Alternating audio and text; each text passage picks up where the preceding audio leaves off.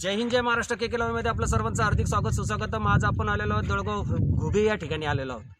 दळगाव घुबे या ठिकाणी येण्याचं कारण असं आहे, आमचे मार्गदर्शक शांत संयमी सर्वांना सोबत घेऊन चालणारे, सामाजिक उपक्रमामध्ये सातत्यानं सहभागी होणारे, आध्यात्मिक क्षेत्राची प्रचंड जाण असणारे आदरणीय माननीय शेनपड बाबा घुबे आपल्यासोबत आहेत.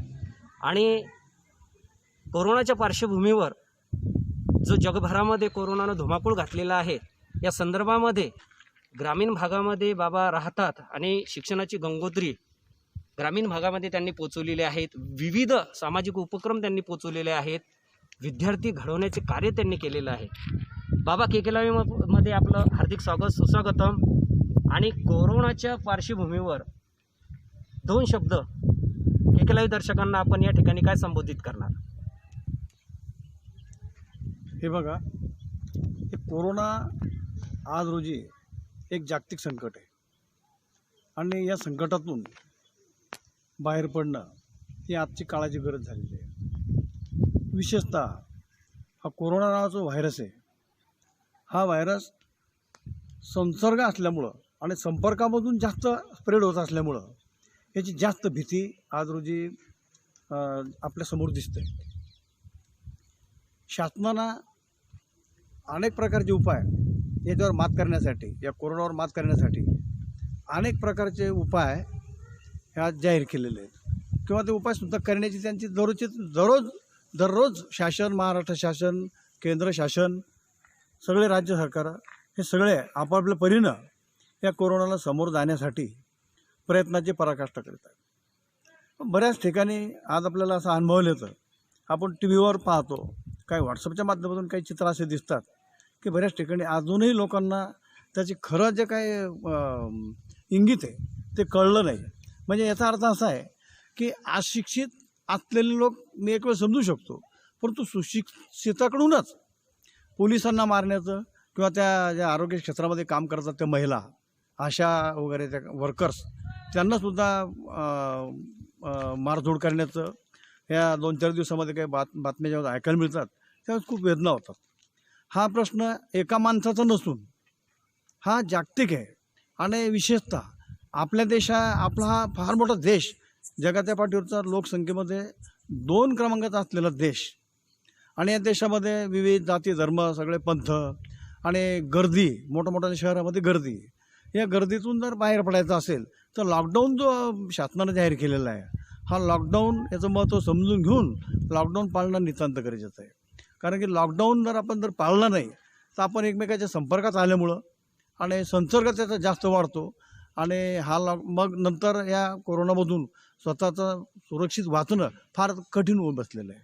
आता आपण पाहतो Italy, Germany, Denmark, France, America, Japan हे सगळे पाश्चिमात्य राष्ट्र, विशेषतः युरोपियन राष्ट्र हे आज रोजी हतबल झालेले आहेत. कोणी म्हणतं मग कोणा एका शास्त्रज्ञाने हे जीवाणू तयार केले, कोणी म्हणतं काय जे असेल नसेल ते, परंतु आज रोजी तो जीवाणू सूक्ष्म अवस्थेमध्ये आपलं काम करतो आणि माणसं मारण्याचं काम करतो, हे पक्क ध्यानात घेणं गरजेचं आहे. खरं पाहिलं तर माझ्या दृष्टिकोनातून एक आध्यात्मिकदृष्ट्या मी ज्यावेळेस बोलतो तुमच्याशी त्यावेळेस कोरोना हा माझ्या दृष्टिकोनातून अगदी शून्य आहे. कारण कोरोनावर मात करण्याची ताकद आपल्या धर्मग्रंथामध्ये, आपल्या शास्त्रामध्ये, हे आम्ही ज्यावेळेस त्या ग्रंथामध्ये जातो त्यावेळेस आम्हाला आढळून येते, दिसते. ऋषीमुनी आहेत ना, त्यांनी त्यांच्या ग्रंथामध्ये आयुर्वेदाचं महत्त्व सांगितलेलं आहे, शरीरशास्त्राचं महत्त्व सांगितलेलं आहे आणि योग, ध्यान या सगळ्या गोष्टी सांगितलेल्या आहेत. ह्या सगळ्या गोष्टीची संस्कृती आपल्या भारताला असल्यामुळं आपल्याला त्याचा धोका निश्चितच नाही, तो धोका टाळण्याची क्षमता आपल्यामध्ये आहे. आणि म्हणूनच आज रोजी पंतप्रधान म्हणा किंवा आपल्या राज्याचे मुख्यमंत्री ठाकरेसाहेब, अजित पवार ही जी मंडळी जोमान भिडलेली याच्या पाठीमागची त्यांची जी आध्यात्मिक ताकद आहे, त्यांचा संकल्प आहे आणि जनतेवर त्यांचा असलेला विश्वास, त्या विश्वासाला चढा न जाऊ देणे ही खऱ्या अर्थानं आज काळाची आणि समाजाची गरज झालेली आहे. नुकतंच बाबांनी सांगितलेलं आहे की कशा पद्धतीनं आपण कोरोनाच्या पार्श्वभूमीवर काळजी घेतली पाहिजे. बाबा, आपण ध्यानधारणासुद्धा करता, आध्यात्मिक क्षेत्रात सुद्धा आहात. कोरोनाच्या पार्श्वभूमीवर आपलं आरोग्य चांगलं राहण्यासाठी आपण 2 शब्द केकेला दर्शकांना काय सांगू शकता?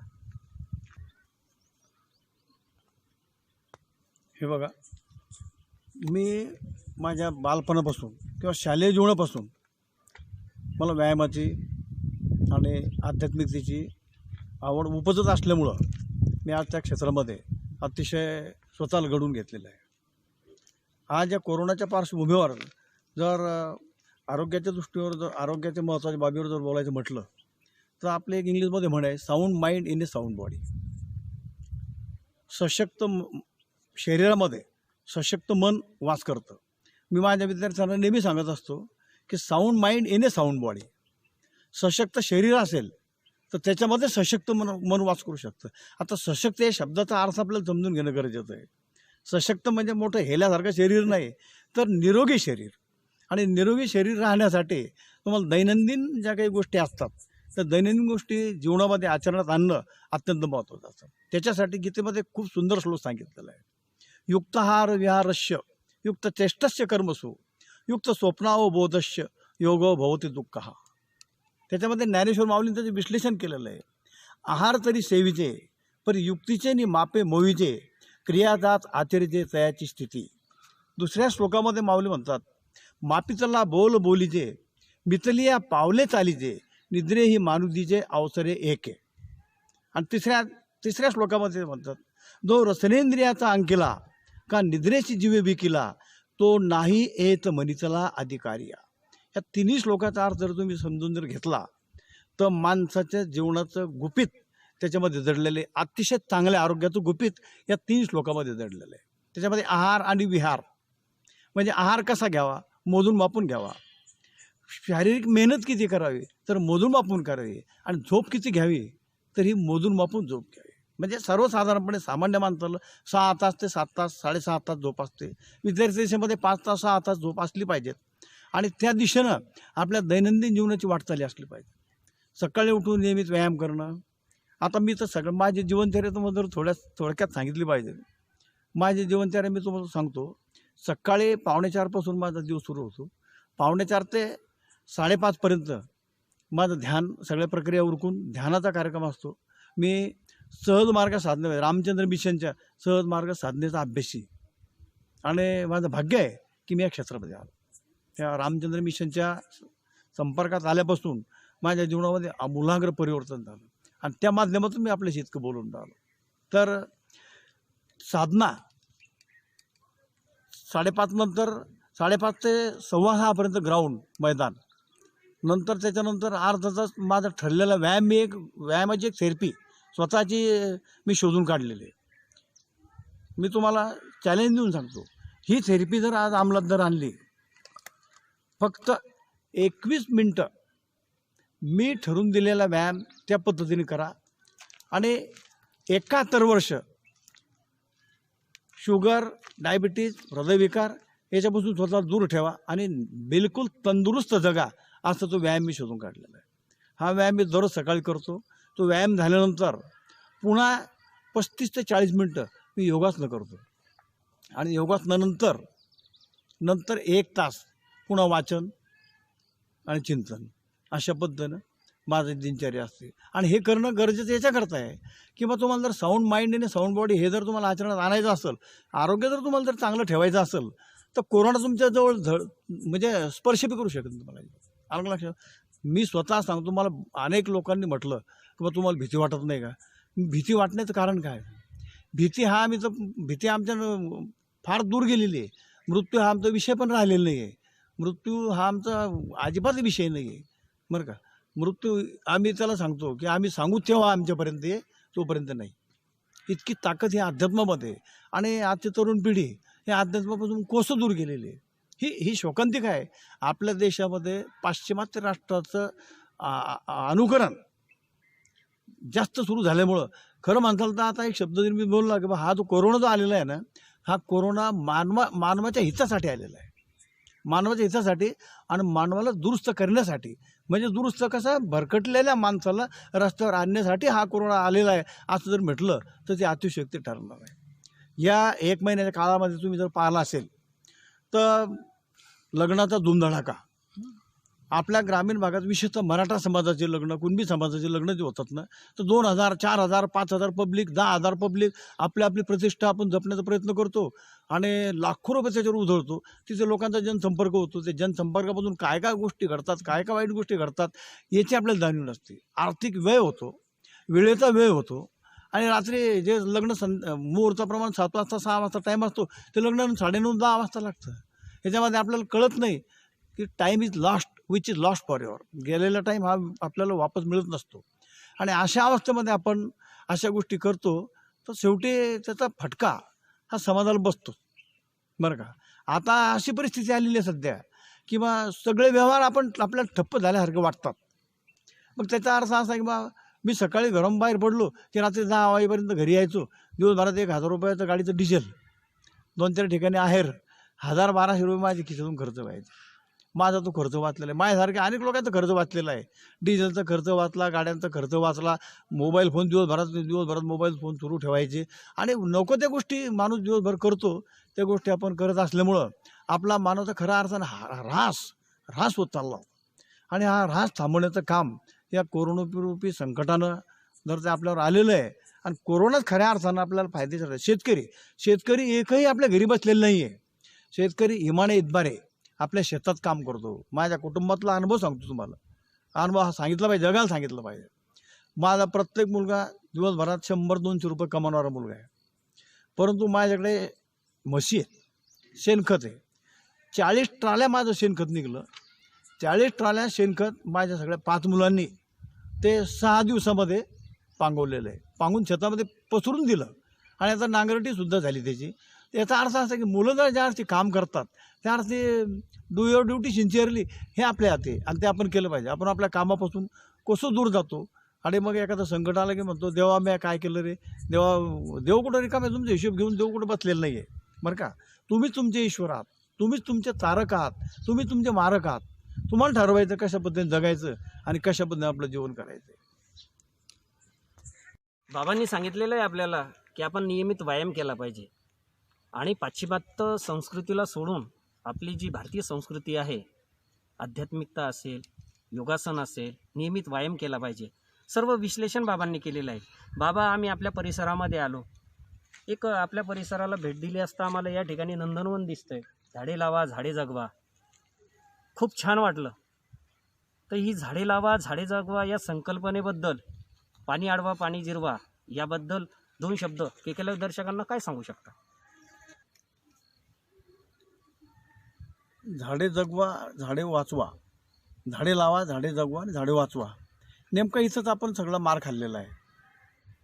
आत्तापर्यंत शासनाच्या धोरणानुसार दरवर्षी आपण झाडं लावत गेलो, तेच खड्डे, तेच मजूर, तोच जनतेचा पैसा आणि झाडाचा ऱ्हास हा आतापर्यंत झालेला आहे. म्हणजे 25-50 वर्षापासून आपण हे करत आलेलो आहे. सगळ्या योजना आपण जाहीर करतो आणि त्या योजनांची अंमलबजावणी आपण प्रामाणिकपणे करत नाही. खरं पाहिलं तर वृक्षवल्ली आम्हा सोयरे हे तुकाराम महाराजांनी म्हटलेलं आहे. आणि झाडे आम्ही लावले म्हणजे आम्ही झाडावर उपकार करतो अशातला भाग नाही आहे. हा झाडं आहे म्हणून ही सृष्टी आहे. या सृष्टीमध्ये झाडं हा अविभाज्य सृष्टीचा एक महत्त्वाचा भाग आहे आणि त्या झाडांना वाचवणं, विशेषतः आता सध्याचे झाडं आलेले आहेत, हे झाडं माझ्या नजरेत हे निसर्गाला पोषक नाही आहेत. पूर्वीचे वड, पिंपळ, कडुलिंब, आता एक टेंभुर्णी नावाचं एक झाड होतं, टेंभरून ते पाहिलं तुम्ही, भेटतं तुम्हाला. चाराचे झाडं नष्ट झालेले आहेत. बिबे होते, किती सुंदर बिबं लागतं खायला. ते बिबे, त्या बिबेचा गोटा जर समजा तुम्ही जर डाळीत टाकत होते पूर्वीचे लक्ष्मी, तो जर डाळीत टाकला ना तर पोटाचा आल्सर, पोटाचा कॅन्सर, पोटाचे सगळे आजार हे कधी होत नव्हते, हे शास्त्रामध्ये सांगितलेलं आहे. आणि असे झाडं आज नष्ट झालेले आहेत. आता हे सगळे वेगळ्या पद्धतीचे झाडं आहे, त्याला ना बी आहेत ना फळं आहेत, फक्त फुलाचे झाडं आहेत. त्या फुलाला वास पण येत नाही. म्हणजे आर्टिफिशियल सगळा कार्यक्रम आहे. नैसर्गिक झाडं आहेत.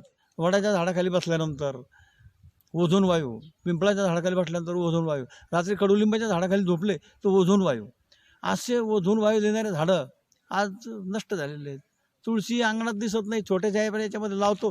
म्हणजे खऱ्या अर्थानं झाडं वाचवणं, झाडं लावणं हा खरा मानवाचा धर्म आहे. आणि तो धर्म आपण त्याच्यापासून दूर गेल्यामुळं आपल्याला फटके बसतात. निसर्ग कोपला, पाणी वेळेवर पडत नाही, वेळीच कधी सुनामीच येते, कधी भूकंपच होतो. याच्या पाठीमागचे कारणं आहेत.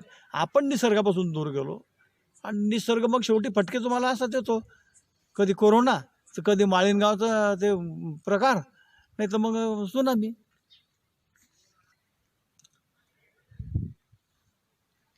बाबांनी नुकतंच सांगितलेलं आहे की कशा पद्धतीनं आपण निसर्गाची काळजी घ्यायला पाहिजे. आपण निसर्गाची जर काळजी घेतली तर निसर्ग आपली काळजी घेईल. बाबा, आपण ग्रामीण भागामध्ये शिक्षणाची गंगोत्री घराघरापर्यंत पोचवलेली आहे. आपण शिक्षण महर्षी आहात. शिक्षणाबद्दल आता जी परिस्थिती उद्भवलेली आहे, आता शाळाही बंद आहे, कॉलेजही बंद आहे, लॉकडाऊन झालेले आहेत. अशा परिस्थितीमध्ये आता विद्यार्थ्यांनी आणि सरांनी, प्राध्यापकांनी कशा पद्धतीनं आता या हे जे आव्हान आलेलं आहे याला सामोरं कशा पद्धतीनं आपण गेलं पाहिजे, त्याबद्दल काय सांगू शकता आपण 2 शब्द? शिक्षण हा जीवनाचा एक अविभाज्य पैलू आहे. एरवी ज्ञानी या जो म्हणजे तो चैतन्यच केवळ माझे, हे ज्ञानेश्वर माऊली म्हणतात. म्हणजे जो ज्ञानी पुरुष तोच माझं चैतन्य. याचा अर्थ असा, शिक्षणानं माणूस ज्ञानी होतो. मग त्याच्यासाठी शिक्षणाची जी पावित्र्य आहे, शिक्षणाची पवित्रता ही जपता आली पाहिजे, राखता आली पाहिजेत. आज ग्रामीण भागामध्ये शिक्षणाची फार मोठी वाईट अवस्था आहे. मी ग्रामीण भागामध्ये आज आमची एक मोठी 2 शाळा आहे माझ्या. इंग्लिश स्कूल आहे आणि मराठी मीडियम स्कूल आहे, सेमी इंग्लिश आहे, विज्ञान शाखा आहे. परंतु ग्रामीण भागामध्ये शेतीशी निगडीत लोक असल्यामुळं आर्थिक व्यवस्था अनेक भानगडी आहेत. आणि श्रीमंत बापाची मुलं या मोठ्या मोठ्या शिक्षण संस्थांमधून हे कोचिंग क्लासचा धुडगूस याच्यामध्ये लोक आज खूप त्याच्यामध्ये ओढले गेलेले आहेत. आणि खऱ्या अर्थाने शिक्षण क्षेत्रामध्ये काम करणारी मंडळीसुद्धा चांगले सरकारचे वेळोवेळी धोरणं आणि याच्यामध्ये शिक्षण संस्था चालकसुद्धा खचून गेलेले आहेत. शिक्षकांनाही पाहिजे त्या प्रमाणामध्ये काम करतात, दररोजचे नियम बदलतात, कायदे बदलतात. आणि जनता तर ग्रामीण भागामध्ये आर्थिक बाबीत खूप पीडित आहे. त्याच्यामुळं शेतीला न्याय द्यावं का शिक्षण करावं, ह्या सगळ्या अवस्थेमध्ये हा शेतकरी अडकलेला आहे. आणि अशा परिस्थितीमध्ये शिक्षणासाठी सरकारनं एक वेगळं धोरण अवलंबून सगळ्यांना सारखं शिक्षण कसं देता येईल, ग्रामीण भागातसुद्धा अतिशय चांगल्या पद्धतीने शिक्षण कसं देता येईल असा प्रयत्न केला पाहिजे. पण याच्यामध्ये पालकसुद्धा जबाबदार आहेत. ग्रामीण भागातली जनता फार मोठी जबाबदार आहे.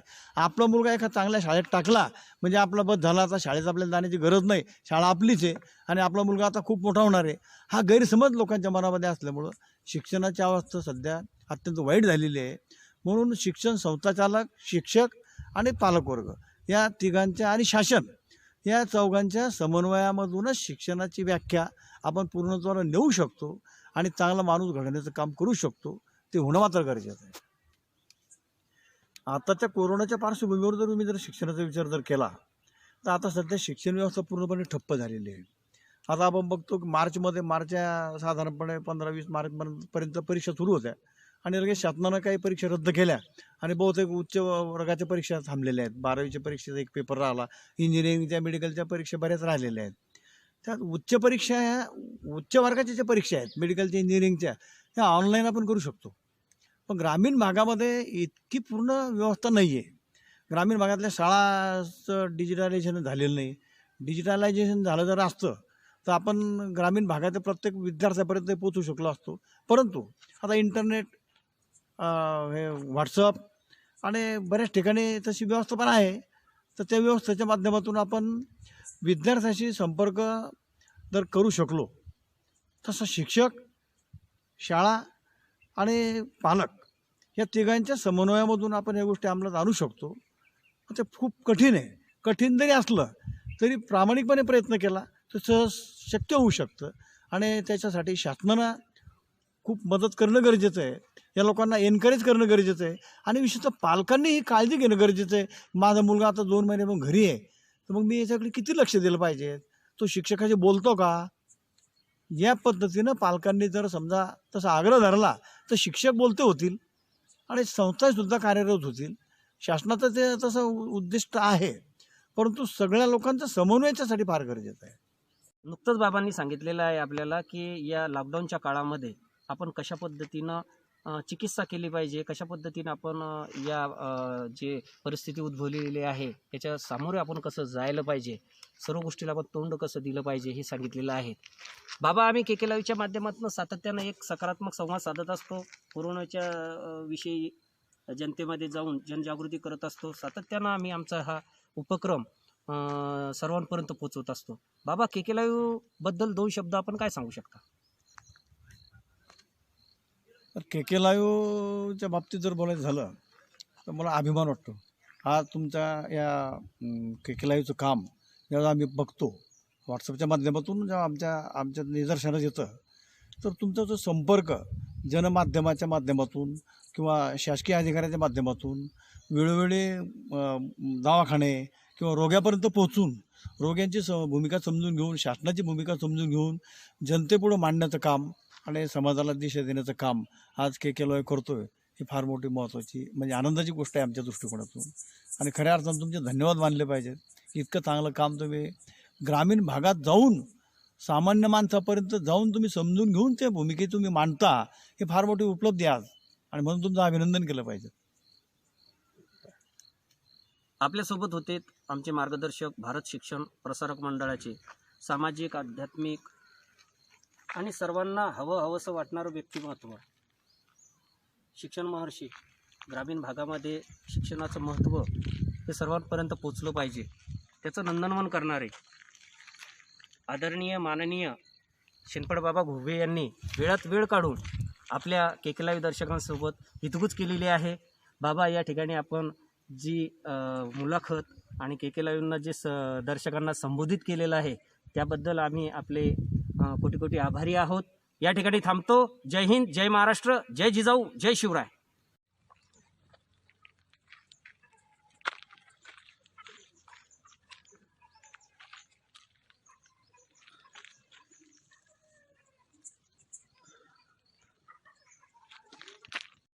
व्यायामाच्या मी 21 मिनिटाचा व्यायाम स्वतः संशोधित केलेला आहे आणि मी तो स्वतः जीवनामध्ये दररोज करतो. त्याचे फायदे असेच माहिती आहे का, की कमीत कमी 65 ते 75 वर्षापर्यंत माणसाला कोणतेही गोळी घेण्याचं काम पडणार नाही आणि 75 वर्षापर्यंत माणूस निरोगी राहू शकतो, असा माझा दावा आहे. मी स्वतःवर अनुभव घेतलेला आहे, स्वतः प्रयोग करून अनुभव घेतलेला आहे आणि तुम्ही दररोज नित्यनियमित करतो. त्याचे 1-2 कृती मी तुम्हाला साध्या आहेत. त्या साध्या प्रत्येचा संबंध श्वासाशी निगडीत आहे. श्वासाशी मी करून दाखवतो. सुरुवात हे बघा, पायामध्ये अंतर घेऊन आपण हात पहिले उजवा हात डाव्या हातावर ठेवून सरळ वर न्यायचा. अगदी उंच ताणत न्यायचा. 5 वेळा एक हात,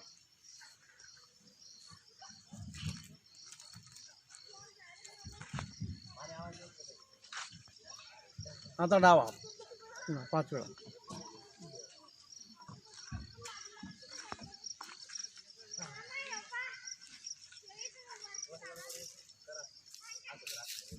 ही झाली एक कृती. हा पायाच्या अंगठ्यापासून तर केसापर्यंत व्यायाम मिळणारा व्यायाम शरीराला व्यायाम. आता दुसरा एक प्रयोग आहे, हे बघा, खूप सुंदर व्यायाम आहे.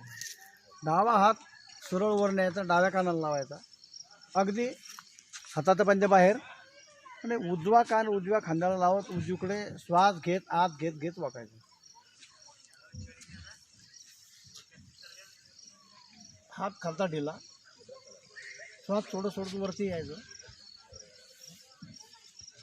पुन्हा उजवा हात उजव्या कानाला लावून डावा कान डाव्या खांद्याला लावत डावीकडे वाकायचं पूर्णपणे. ही झाली दुसऱ्या प्रकारची कृती.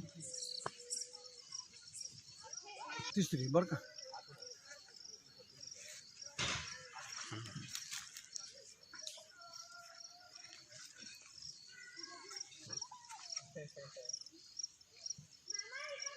हा झाला आहे. त्याच्या पाठीमागे तो याला अनुसरून एकाला एक जोडलेल्या साखळ्या द्यावे.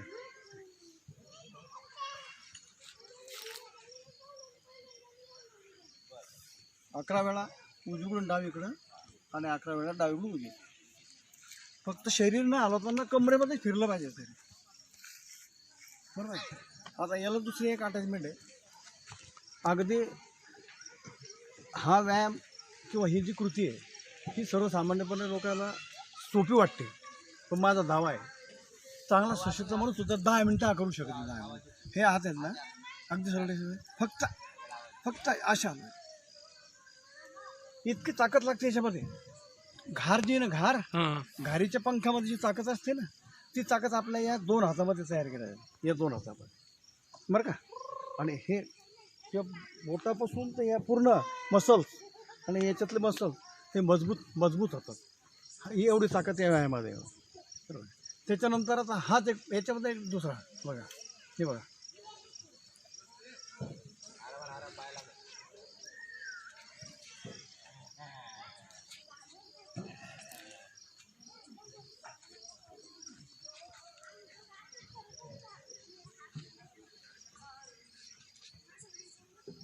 बरोबर आहे. नंतर मानेचा व्यायाम.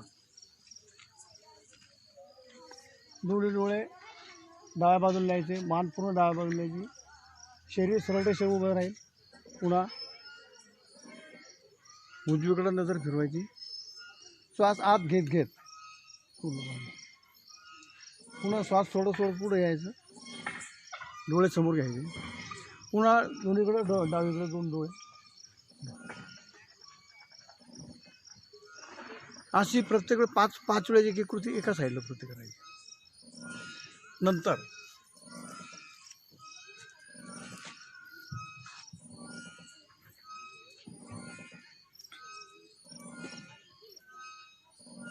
पाच वेळा एका बाजूला.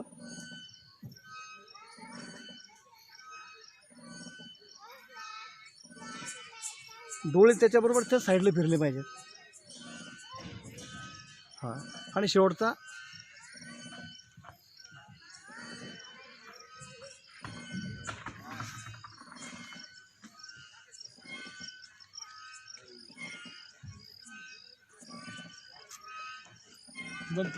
नंतर हा खूप सुंदर आहे.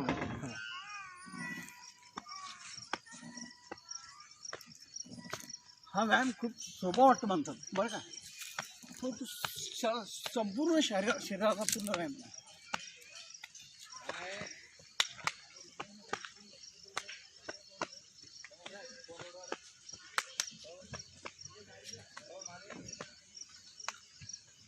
हे बघा 2 शेवटचे हा जो आहे ना, फक्त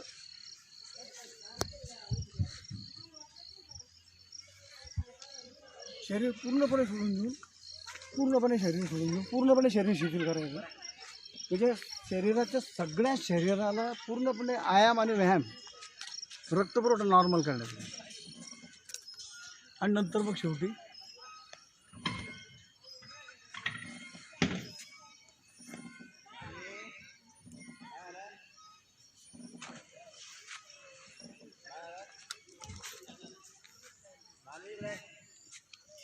बरोबर. तर अशा पद्धतीनं हा जो शरीरासाठी सुदृढ राखण्यासाठी हा जो व्यायाम मी डेव्हलप केलेला आहे, हा व्यायाम जर नित्यनेहमी आपण जर केला तर शरीराची तंदुरुस्ती अतिशय चांगल्या पद्धतीने राहू शकते. त्याला थोडी आहाराची जोड देण्याची गरज आहे. आणि आहार आणि विहार हे जर तुम्ही नेहमी जर घेतलं तर तुम्हाला 65 ते 70 वर्षापर्यंत दवाखान्यातली कोणतीही गोळी घ्यायचं काम नाही, दवाखान्यातसुद्धा जायचं काम पडणार. हा माझा दावा आहे, मी स्वतः अनुभवलेला आहे. माझं 68 वर्ष माझं रनिंग आहे सध्या बरं का. म्हणजे आतापर्यंत तरी मला दवाखान्यात जायचं काम पडलं नाही आहे. तर आता हे करत असताना आपण मग कोरोनात काय कोणत्याही रोगात दूर ठेवू शकतो ना. आता राहिलं बाकीचे शासनाचे धोरण, तर शासनाच्या धोरणाला सहकार्य करणं हे आपलं आजच्या काळाची गरज होऊन बसलेली आहे. शासनाने जे काही सांगितलेलं आहे की बा घरात राहा, बाहेर पडू नका, संसर्ग वाढू नका, संपर्क कमी करा एकमेकापासून, जे आज सांगितलं सोशल डिस्टन्सच्या ऐवजी त्यांनी दुसरा शब्द वापरलेला ठाकरे साहेबांनी बरं का. फक्त शारीरिक अंतर ठेवा म्हणजे एकमेकापासून 4 फुटावर 1 मीटर, 1.5 मीटर, 2 मीटर अंतरावर राहा. आणि स्वतःची काळजी घ्या. Self help is the best help. याच्यापेक्षा बाहेरून तुम्हाला कोणी मदत करू शकत नाही. ईश्वर नावाची एक शक्ती, तीच सुद्धा वाचू शकत नाही. तुम्ही जर चुकले तर इथून तिथून तुमचं कायमचं सत्यानाश आहे. आणि तो सत्यानाश जर टाळायचा असेल, या जगाचा सत्यानाश जर टाळायचा असेल, तर प्रत्येकाची आपली स्वतःची भूमिका महत्त्वाची आहे, असं माझं प्रामाणिक मत आहे.